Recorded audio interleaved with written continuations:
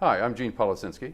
I'm a 1972 graduate of Ball State and one of the founding editors of USA Today, and currently a senior scholar for the First Amendment at the nonprofit education foundation called the Freedom Forum.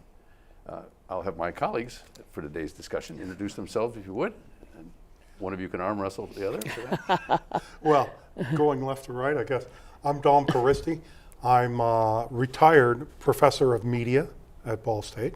I was here from 1998 to 2022, 24 years teaching for what used to be TCOM, and co-author of a textbook on communication law. And we miss him every day. My name is Suzy Smith. I am the current chair of the Department of Media. Before coming to Ball State in 2008, I spent about 25 years working in broadcast journalism, primarily in broadcast sports journalism, but certainly in the news arena as well. So, well, we're glad you could join us, and we're going to talk about the First Amendment today, which is the 5 freedoms, which are religion, speech, press, assembly, and petition. They're often defined as the core freedoms that define who we are as a nation. And I can tell you that 20 or 30 years ago, if you said First Amendment, people would go, oh, yeah, I kind of remember that. And sort of had the vision of old white guys with powdered wigs and harpsichord music. And of course, today it's probably in a debate over almost every issue we have in our lives, from where we worship to what we can say, where we can say it, to where we can assemble, either on campus or in society. And so it's a different thing. And of course, the free press is challenged perhaps more than ever, certainly in our lifetimes, and maybe the lifetime of the nation, from the days when mass media really arose in the late 1800s and early 1900s. So the question posed to you unfairly, perhaps, is what do you think the state of the First Amendment is today in the country? Just from your observations, we've been around for a while. What do you think the country thinks of the First Amendment? what gave it away? I think it's challenging.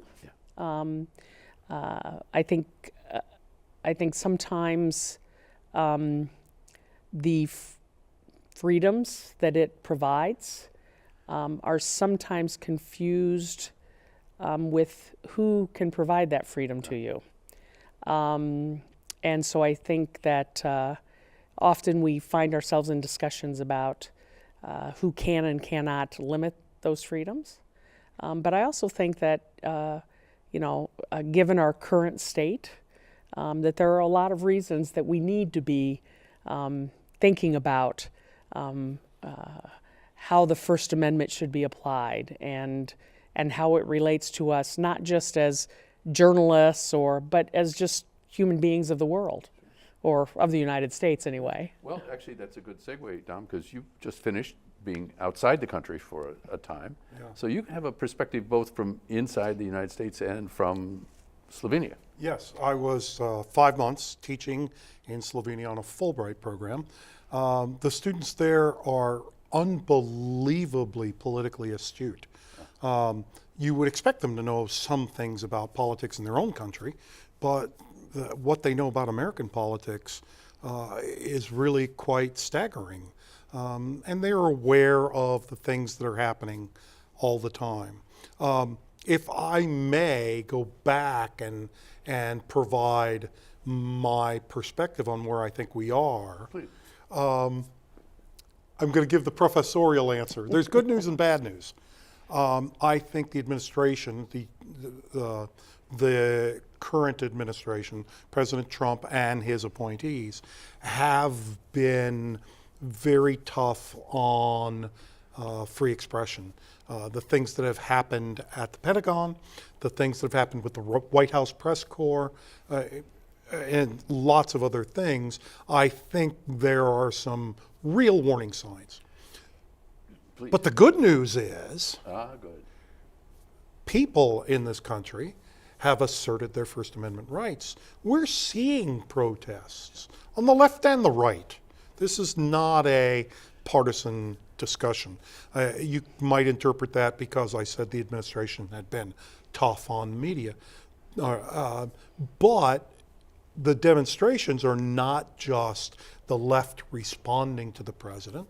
We see manifested in all sorts of ways. You know, it brings up a really interesting point to me that some people are saying that the First Amendment's been weaponized.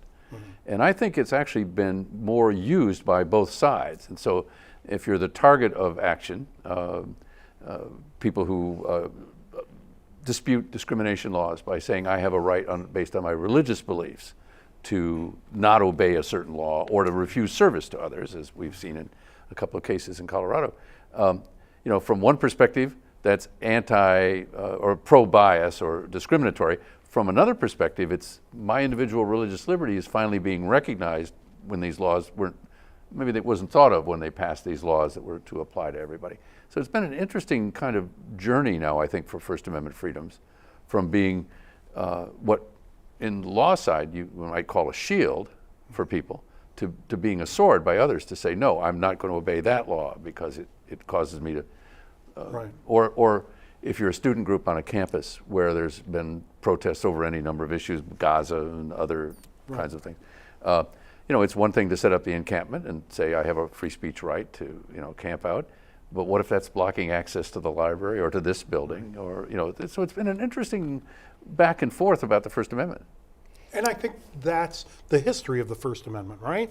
I mean, we don't have to go centuries back, but it's true that it's not a matter of deciding, oh, yes, you have a right, or no, you don't have a right.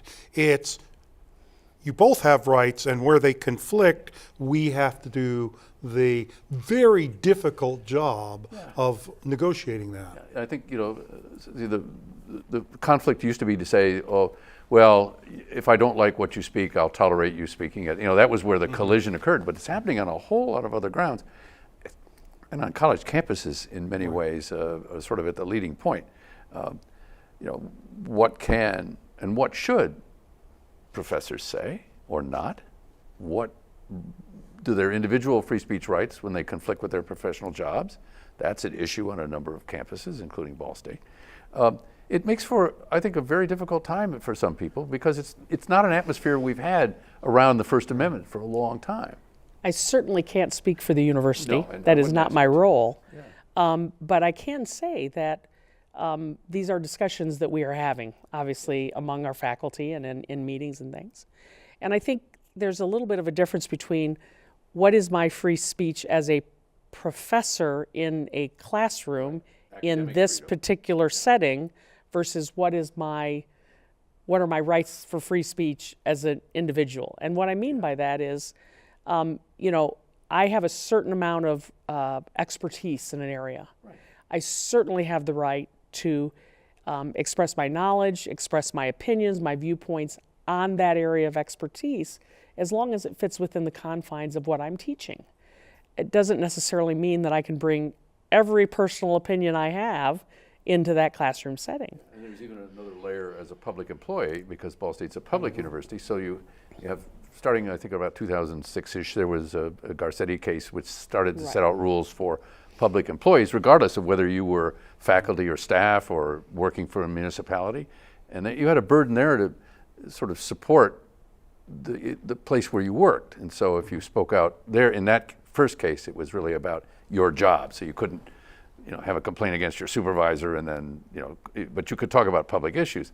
But now we've layered on these other concerns. And again, people say that's bad, but also I think there is a balancing act here that, you know, what's the fair thing for all these concerns? We're litigating it, so some people fall on one side of the issue and the others. There's no real, I don't think, national consensus. Well, this is it's a huge issue. Imagine the faculty member who wears jewelry that identifies their religion, whether it's a crucifix or a Star of David or a half moon, right, crescent moon, whatever it may be. Is that professor then proselytizing? Is that outward sign a step beyond what's allowed in the classroom? The professor certainly has free speech rights, but the question becomes, when you enter the classroom, are you giving some of those up? What happens when the professor posts on social media, right? outside the classroom. You know, these are issues we used to bring up with the context of student athletes, but now it's being brought up with professors, right? Yes. And you know, we've had cases involving a coach. This coach prays at after the game, but at half field or half court, I guess football coach, midfield. And you know, there was a whole thing about, could you ever not be a symbol of the state, so to speak, a teacher or a coach, or did you have a private right? Well, the Supreme Court came down on his side. Well, now people are beginning to push that a little more into the classroom, into other public institutions. Freedom of religion may be one of those areas where the biggest changes have occurred, because the court used to draw that line: you represent the government and therefore you basically have no faith you can express. I think we're moving to a different standard now, frankly, and you know, in the Establishment Clause and in the Free Exercise Clause. And again, people are upset, but also other people are going, wait a minute, I have a profound religious faith that shapes who I am. Maybe they see it as also shaping American history. We still have the fights I thought were long settled over the Bible and Ten Commandments in schools. Right. But that's back in litigation. It's an interesting time. You know, I certainly can't speak for the history of the First Amendment and how it's been over the course of, you know, 250 years. But I think, you know, that's the wonderful thing about it in and of itself, is that it ebbs and flows, right? The way that people respond to it, the way that people view it, the way that people interpret it. There are always going to be people on both sides of it. Yeah. I mean, my hope would be, and back to something you said, and we were talking about, you know, protests on campus and things. I think I don't want to say protesting is a wonderful thing, but in a sense, it is a wonderful thing. It's, we've had students that have protested. They are well within their right. Yeah. I applaud that they have some kind of interest and Courage. And want to, you know, be politically active. There's always going to be people that like it. There are going to be people who don't like it. In our situation, in, you know, the way things are today, I hope that, you know, as the courts litigate some of these things that you mentioned, that's what the system is supposed to do. It is, exactly. You know, the First Amendment is this wonderful, both protector of our core freedoms, but also sort of the safety valve for when these issues that the founders couldn't anticipate come up. It gives us an opportunity without, well, no one has to throw a bomb. Some people do, but you can bring these things up with a degree of protection, but also it lets society debate them. And of course, colleges are a prime territory to explore and to do it. And in the interest of relentless self-promotion, actually, a book I've just written called The First Amendment in the 21st Century, From the Village Green to the Village Screen, looks at that zigzag pattern of the First Amendment, because we've never been all protective and we've never been all restrictive. It just zips back and forth. You have a book out. I do. It's a textbook, though. It's while some viewers might want to buy it as gifts for others, it's an undergraduate communication law textbook. What I like about ours, similar to yours, I mean, the subtitle, it's Communication Law, Practical Applications in a Digital Age. Yeah. As much as we'd like to say, oh, well, we had the law when the only medium, mass medium, was newspaper, there have been modifications in interpretation as broadcasting came along and as the internet came along. And so there's a lot more to it. It's of course, we're fascinated by the subject, and I hope by the fact that you're watching, you find it interesting as well. But to watch each generation struggle with both the technology and the society they have at the moment, you know, you can watch everything shift when we had the rise of mass media in the late 1890s, early 1900s, but also the rise of oligarchies and the barons of their era, not unlike ours, which owned a bunch of things. And so you produce what? The muckrakers, who acknowledged society as they saw it, but also talk about the deficiencies and threats. And they were a prime instrument in a progressive, but I would also say holding things accountable. And so we vary. And you know, I'm not sure that the press today, I worry more, and I'm curious what you think about this, not so much, frankly, the black letter law that defends press freedom as the fact that we've gone from 95,000 people in newsrooms 20 or 30 years ago to under 23,000, I think the latest survey that I saw. There's just less journalism out there. where do people learn about it? I'm here, what do people do? But where's the general public, if they're not in school, learn about the things that media does, the benefits of it, that are to small towns and big cities, society at large. So not a global question. Yes, it is. So how would you fix it, first of all, assuming you agree that we're in crisis? If I knew how to fix it, Do we have we'd be time for that? making Could we we'd run be another making 12 or 13 millions hours, do you somewhere, think? right? I think that and that is a challenge for us here at a university level, right? Is the interest in being a journalist, becoming a journalist, is not there. I think that there are more factors though than just governmental influence. That's a part of that. It certainly is economic influence, right? The fact that money is not being poured into these endeavors. Yeah, I mean, we used to be printing money in the basements of newspapers and television stations. No one told anybody, but I mean, it was the cost versus the income was huge. Right. And right. the internet came along and went, excuse me, we're going to take your ads and forget circulation. Yeah, and I think investigative journalism in that day and age was, that was like the golden, pot. That was the thing that every newsroom wanted, right? They wanted, and when money is not as plentiful, it becomes much more difficult to have a group of people who are only producing content every couple 3 weeks or maybe even months at a time, right? And angering sometimes is a significant part of the community of your distribution, because they either like what you're attacking or they don't believe you that it should be attacked. Exactly. Well, I'm less worried about the New York Times and the national networks. I worry about the local media. Here in Muncie, we have a pretty decent-sized community. It's not Indianapolis, but we have a newspaper, a local newspaper, that really has one person gathering news. Yeah. There's nobody going to council meetings. There's nobody going to school board meetings. There's nobody doing that kind of work like Suzy's talking about, the investigations of years gone by. And I worry that without that, who keeps local government in check? Again, I've been talking about hyper-local or local media for a while in my job at the Freedom Forum. So a couple of years ago, I thought, well, I'm semi-retired, so I went to work as a reporter. I'm now the civic issues reporter for the Reston Letter in Reston, Virginia. Excellent. I cover, zoning hearings and holiday parades. I mean, you name it. There are two things I've learned. One, it's a lot easier to get your calls returned when you're from USA Today than it is the Reston Letter. First of all, that was an interesting moment. Well, three things really. That people have never seen journalists at work. I went to interview people, and they actually had their colleagues in the office sit in because they had never seen a reporter do an interview, ever. This is a tax-supported community center. Right. But the third thing is to work for a newspaper that people liked. Now, that may sound strange. I mean, I'm very proud of USA Today, and it still goes on, and a lot of people like it. But we sit tables out at community things and invite readers to chat and talk about and give us story ideas. And invariably, people like it because it's hyper-local. It's all about that community. We don't do investigative work yet. It's about 2.5 years old. But it's got a circulation of 23,500 in a city of 65. So it goes to almost every home. And it's becoming the glue where people find out what's going on.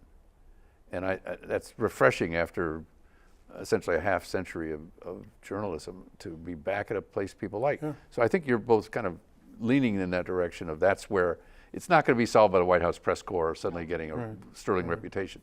Woodward, Bernstein, Watergate, no. But maybe local reporting coming back. And the Daily News is now covering the community, right? Right. And Newslink, Indiana. Newslink, Indiana here. And that's happening, I think, around the country more. Talk about Newslink for a second, if you would, and then I'm curious about your views on saving journalism. We still got to get to it. Again, gosh, I could make some good money, no. So Newslink Indiana is our student-run, student-produced, 4-night-a-week live newscast. We have, I can't tell you the numbers right now. We have more students involved in Newslink, though, than we've had in the last probably 6 or 7 years, which is wonderful. It's still challenging, though.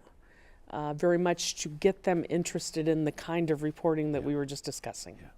You know, no problem to go out and work on those feature stories, which are incredibly important. To aspirational moments and wonderful people. And they're the things that local communities, they want to see about the football hero or the, you know, the soccer star or whatever. But it is challenging to get them to want to do some of those, you know, just tried and true, what we think of as traditional journalistic type stories. I am encouraged, though, by the number of students that are involved, and hope that the ones are who are involved get that curiosity bug, if you will. There you go. The thing that I think I find challenging, though, that sometimes puts a wall up for them once they leave the university, is just what we were talking about. There are fewer and fewer people in the newsroom. They're being asked to do probably 3 times as much as they were being asked to do even 5 to 10 years ago. And so the burnout rate is quite high. Too. Yep, You know, it's quite high. You can't just be a writer or a television anchor or whatever. Exactly. So Dom, now you'll tell us where we need to go over the next 15, Well, 20 years. Would you mind? The problem with that is I can't change the audience. We talked about shrinking newsrooms, but the audiences for these media, if you're under 30 years old, chances are you don't read a newspaper, and you don't watch a nightly newscast. There's no national campfire anymore, as it used to be called, right? Yeah, and so most of it is done through social media, unfortunately. Unfortunately, primarily because I know I sound like the old man. Don't do this, kids. No, it's that we've lost the gatekeeper. I think that's actually a very moment-relevant point. For all the faults of media, not covering audiences, minority audiences, for example, or reporting on them except when there was crime or a Nobel Prize. You know, a host of those kind of things, sorting out your circulation of your newspaper by zip code, so you only went to the higher incomes. There were plenty of things to criticize about it, but there was also, I think, a mission and a sort of backhanded trust. I mean, you might joke about it. I can remember at the Marion Chronicle Tribune, it was called the Marion Comical Tribune, because everybody hated their local newspaper, because you misspelled Aunt Tilly's name somewhere in the obit or something. But there was also a trust that if you said this county council had done this, at least that fact was out there, and then people would debate it, but there was a fact out there. Journalists today don't have that trust from the public. And so part of it is the monetary side. Part of it is the structure, where the media companies, they're all owned by other things now. As I call them, the vulture capitalists as opposed to the venture capitalists. But also the audience looks at you askance a lot of times. Yes. To be kind. I think they've certainly lost trust. I think, you know, social media has been a wonderful thing. It gets information out there more quickly than anything we've seen in history, right? But it also gets lots of false information out there as quickly as we've ever seen in history. And I think a lot of that mistrust comes from that. What do I trust and what do I not? And them thinking that it's coming from mainstream media when it really isn't. I also think that people today, because of social media, their knowledge of events is a mile wide and an inch deep, right? Because everything they know is from reading a headline. And that challenges me. And I say that not as somebody who sits every morning and pores over a newspaper and or goes through the internet. I am not. I'm not going to tell you that I do that every morning. But certainly, I think that if there is an area of interest that you have, you need to do more than read a headline about it. You need to read an entire article, because as we say in this business, right, we're going to give you all sides to the issue. We're going to lay it out there for you, but you'll learn something from it. Whether you agree with it or not is entirely up to you, but you will learn something from it. I always hear people, I just want the facts. And I'm thinking, no, you don't. You want the facts plus context. because without context, the fact is sort of meaningless in a way, right? But then where does context in the new world stop being context and becoming opinion? We're much more aware of everybody's having different views. Well, just the selection process. Imagine you're a news reporter who's going to write a story about a car accident, all right? Do you include that the cars were red and blue? Oh, no, I'm not going to include that. That's not relevant. Wait, you've made a news judgment. Yeah. You, as a professional, have made a decision about a fact that doesn't need to be included and will just muddy the water. You want to get down to what's important about that. And that's where the professional journalist affords something that the influencer doesn't have. And you know, I'm so struck by this because the decision would be quite different with the same set of facts if one of the drivers was colorblind and that created the accident. Absolutely. So, I mean, suddenly an irrelevant Sure. fact becomes very determinative. Right. That's really a great example of that. Yeah.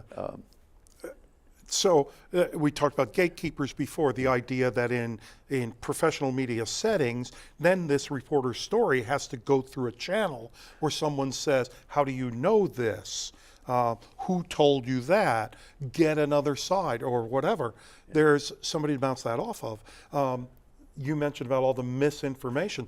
There's this famous in academe MIT study that showed that false information is repeated more online than truthful information because the oh wow factor. Salacious, right? yeah. Yeah, and so, oh, I didn't realize this, and so you retweet it or you share it in some other way, you make a TikTok about it, and come to find out, well, that's not true, but you didn't bother to check it, right? Well, and then add in artificial intelligence, deep fakes. So even what we see is no longer believing. Yeah. I mean, I'm not sure it ever was in some ways, but we used to think that at least what we saw was at least a judgment. And we trusted a journalist in Vietnam in the 80s with protests over economics.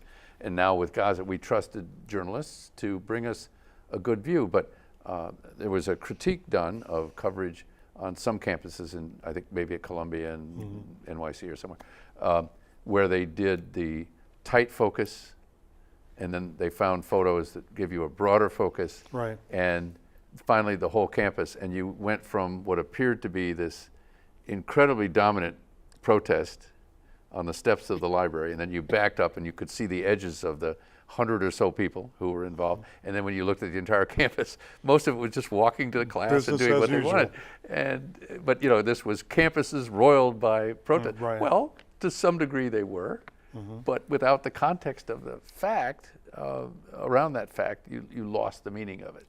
Well, and that's your professional journalist, right? Again, coming in and going, what do they need to see and what do they lose by not seeing, right? And not misrepresenting the information as being more than it really is. So, I love collecting little en masse, little sayings, and I remember the joy of the internet is that everyone can talk to everyone, and the flip was, and the problem is they do.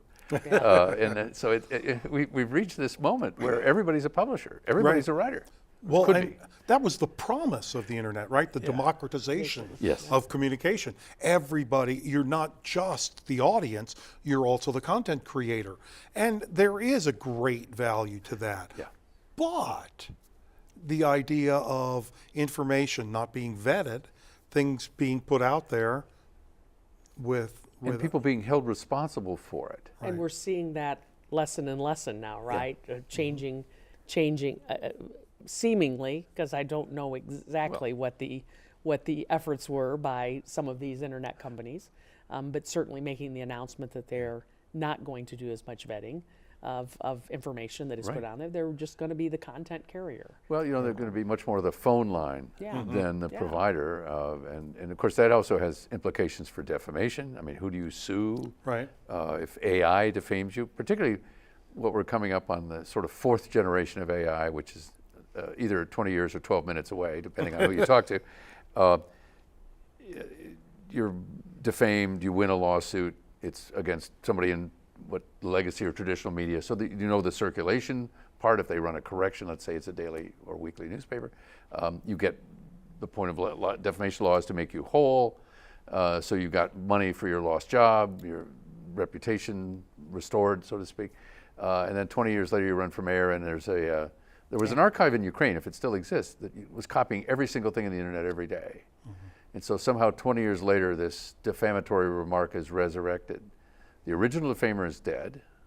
The defamation comes from a source overseas. It's global, eternal, and instantaneous. Law isn't equipped to the United States to deal with it. Neither is journalism, I think. Right. And that brings up, back to the international issue, the First Amendment only works on our shores, right? And so we've seen that privacy was more protected in Europe, although they seem to be backing off that recently. Privacy was more protected in Europe than it's been in the U.S.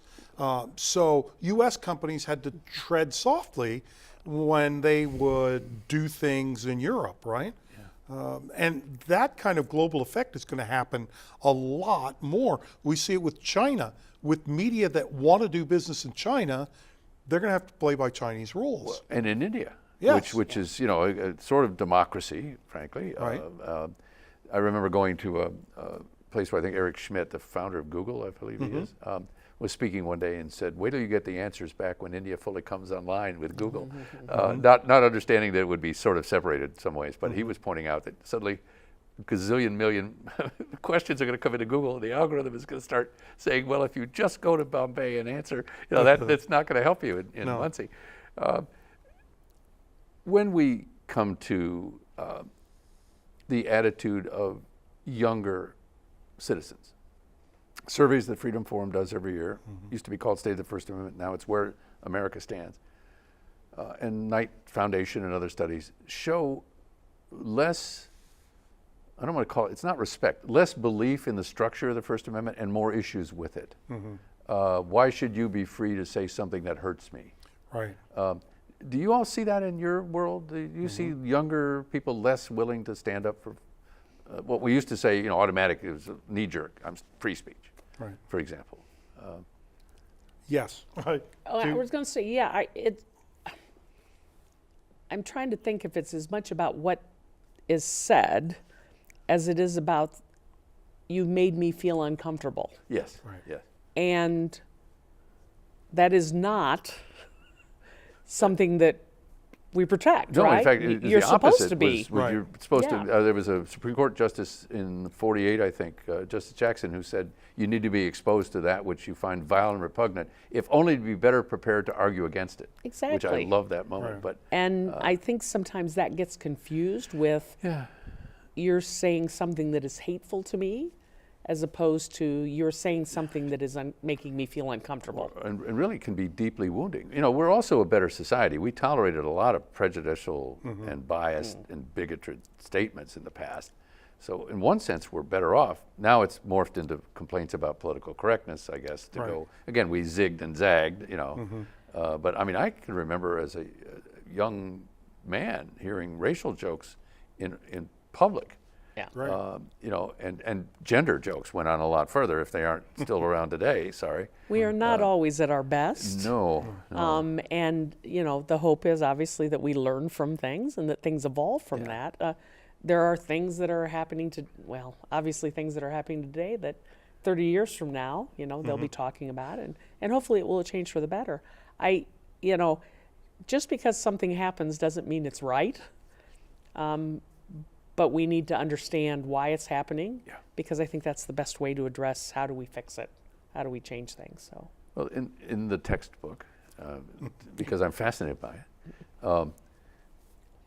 how many editions? 4. Okay. Wow. 4th edition.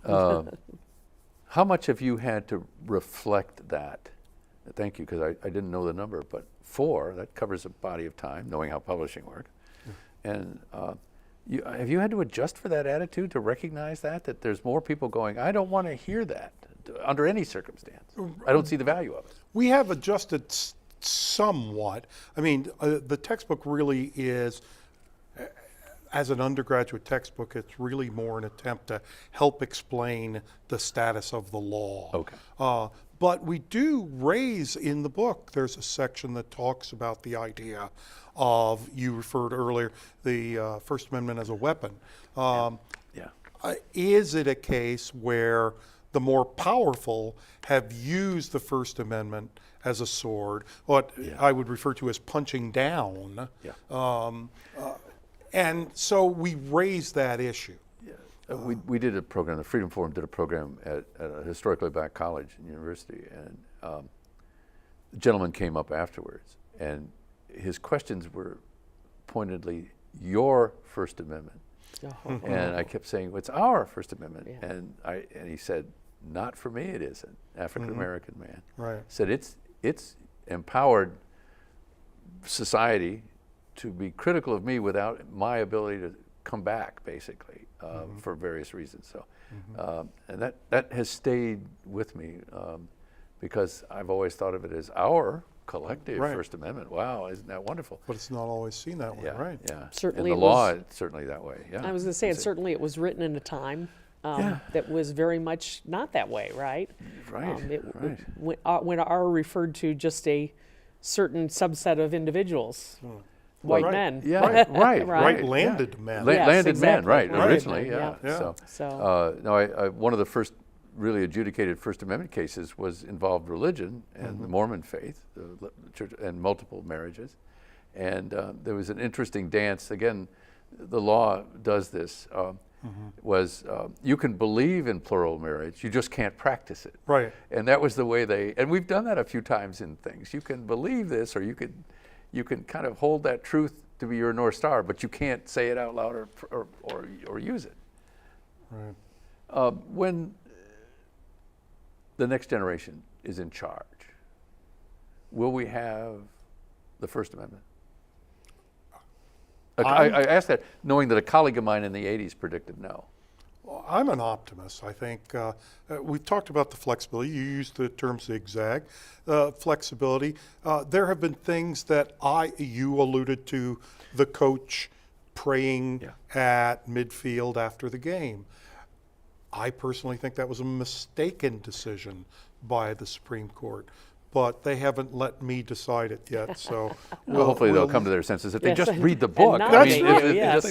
Right, that would do it. Take a class here. I mean, my goodness, come on, guys, get off the bench. That's Men right. and women, excuse me. Guys and So gals. I think that there is good reason to believe that going forward, the First Amendment will continue modified. I think that we need to continue to have people like you who are beating the drum and saying this is important to democracy. Without this, what do you expect is going to happen? You know, we need to keep tabs on the people in power. Yeah. And does that lesson work in today's educational environment?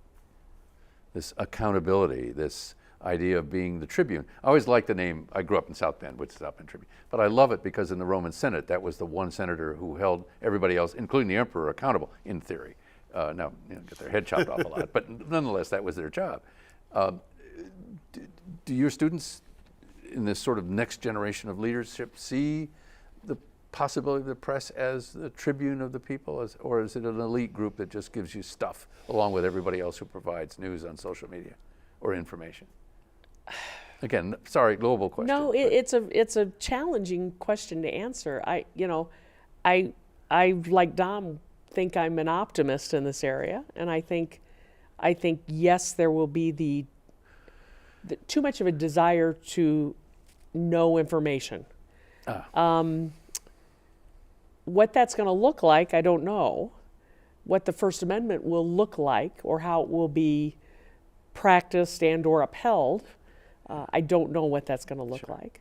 Go ahead, you can jump in. Well, what I was going to jump in with was, I don't think it's the First Amendment that at any risk, but I think of all the other things that regulate. For example, in our electronic area, we talk about the Telecommunications Act, which was written in 1996, pre-internet. Yes. Right? And it's still the law of the land. Needs a revision. Congress needs to do something about that, right? I think about, Pardon me if I smiled. I think there's lots of, for example, we talk about mergers and acquisitions. We have some media companies that just keep getting bigger and bigger. The First Amendment's not the issue there, it's antitrust law, Yeah. right? Once again, Congress needs to step up and do some enforcement of some antitrust laws to keep those things in check. Sure. You know, Agreed. And I think that if we want to go sort of full circle to this, my hope would be, because of some of the challenges that we're going through now, things like this are going to become much more important to the public, and therefore pressure is put on some of our Congress people, right, to make some of these changes. I don't know about all of those specific things, Right. but honestly, I think that's what it's going to take. It's sort of like, if I can go along and do what I've been doing the way I've been doing it, why do I want to change things until I'm forced to have to change things? Well, I'm going to declare my pessimistic optimism, which is if you again go back to that muckraker period, which I think that whole era is comparable to what we have today. Consolidation, total disruption of an agrarian to industrial society, now industrial to technological society. You can go through it. We had to endure as a society what I think we're going to endure, which is these terrible abuses. Sinclair has to point out that rats and animal feces is being put into your meat product. Sorry, folks, in the jungle. But also you had to have Teddy Roosevelt with a journalist whose name escapes me at the moment, a photographer, who went around and documented conditions in New York slums because they had invented flash powder.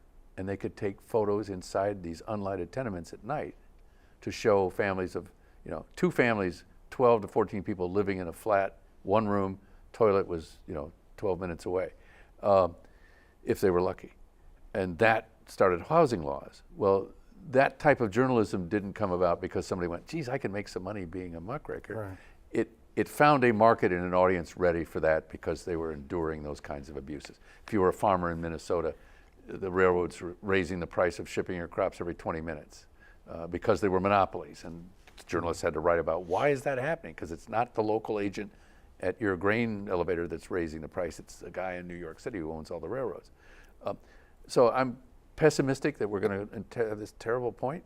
The one worry I have is journalists were owned by their own oligarchs in those days, Hearst and Pulitzer and those people. Right. Yeah. And today they're owned by the very people they would be reporting on. right. But maybe that won't happen because they're going to realize there's no money in journalism and they'll sell that off to people like the 3 of us and we'll become media oligarchs. No, I don't think that's going to happen. Yeah. I think we've given people a taste for the subject. Take a class, enroll at Ball State, read his book. You can, it's short, you can read mine. But realize again, these are our freedoms. They are your freedoms. You may feel disconnected from, I don't think every morning about freedom of assembly. Well, who does? Unless you want to go out and protest. And remember a flip that I'll close with, if I may. You ever heard of the right of petition? Our surveys show that somewhere less than almost nobody has heard of the right of petition. The founders thought it was the most important freedom because it gave you the right to challenge government, and that would protect all the other freedoms. So go out there and ask questions, be curious, use the social media, don't read the comments because they're worthless. 2 comments down, they're just yelling at each other, right? Right. Is that Right. so? And Any talk other about advice something you would have? unrelated. Yeah. No, I Any think other advice? that's all good advice. Yeah, but hold people accountable. Yeah. Whether they're elected officials or whether they're businesses, Yeah. hold them accountable. Yeah. Well, and yeah, I totally agree. And as a journalist, right, that's what the whole idea of journalism is, right? And one of the things that I've found incredibly challenging that was so important as I was coming up through school was this whole idea of being part of the Fourth Estate. Yes. and so many students that have never heard of that and don't understand what it is. But it's all about. And critics call it being an elite, and it's not. It's actually being part of the people. Yep. You know, and the vast number of journalists live in the communities in which they report. Exactly. Their children go to the same schools that the readership or audience does. You know, I always say, I think they ought to give Pulitzers at 2 levels, because the $50,000 sewer controversy is never going to win a Pulitzer, because it's going to up against somebody who's $5 billion controversy. But if you want to talk about a story that really touches people's lives, I think it's probably the $50,000 Absolutely. sewer controversy. You know, it's Think of expenditure going Flint somewhere. water crisis. Yeah. Think of stories like that, right. You can name so many of them. That it's really the mission. And by the way, in our survey, that rate's still very highly. It's down from 85, maybe into the 60s, of people who see journalists as that voice of the people, that representative of the people. Even if you have to sit through these, forgive me, butt-numbing zoning meetings that I now have to sit through again as a young reporter.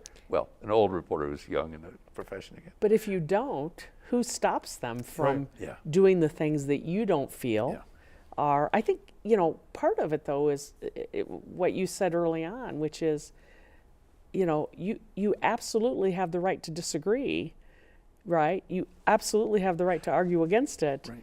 but you have to also accept, sort of, unless it's illegal in some way, right? Yeah, or you think yeah, it's right. illegal, you have to accept what the decision is that has been made. And I think that's part of being, a part of your community, and of being a human being, and it's so important. So. Well, Magna Carta, 1215. What was the point of that? Only lasted a couple of months till the Pope found out about it, and he crushed it. But speaking truth to power. Granted, like 28 barons or something like that got to speak to the king. Everybody else was shut up or we kill you. Well. But it was a start, and the internet offers At that least promise. it got to be questioned. Yeah, right. And it offers that promise today, but hopefully people will use those tools. So, well, thank you for joining us again. I hope this has whet your interest in this subject, and we have 2 experts here who can guide you in the future. So, thank you very much.